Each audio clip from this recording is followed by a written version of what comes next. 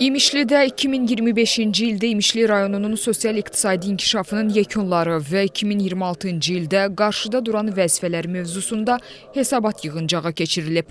Tədbirdə rəsmilər, ağsaqqallar, şəhid ailələri, qazilər, rayon ictimaiyyətinin nümayəndələri iştirak ediblər.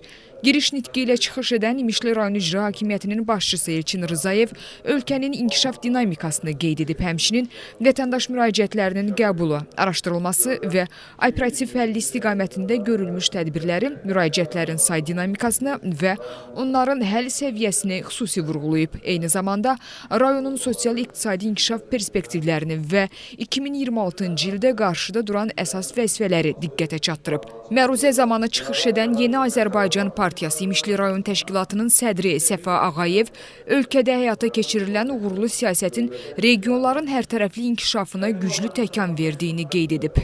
Digər çıxışçılar hüquq mühafizə orqanlarının, kənd təsərrüfatı sahəsinin, aidiyyatı üzrə digər idarə və müəssisələrin, eləcə də özəl təşkilatların nümayəndələri öz fəaliyyət istiqamətləri üzrə görülmüş işlər, mövcud problemlər və 2026-cı il üçün nəzərdə tutulan əsas fəaliyyət istiqamətləri barədə fikirlərini bildiriblər. Şəhid ailələri adından çıxış edən Vətən müharibəsi şəhidi Rüfət Mehdizadənin atası İsrail Əbilov onlara göstərilən diqqət və qayğıya görə ölkə rəhbərliyinə minnətdarlığını ifadə edib. Prezident Administrasiyasının Ərazi Təşkilat Məsələləri Şöbəsinin sektor müdürü Qiyas Yusifov isə ölkə başçısı tərəfindən 2026-cı ilin Azərbaycanda şəhərsalma və memarlıq ili elan edilməsi ilə bağlı qarşıda duran vacib məsələləri diqqətə çatdırıb.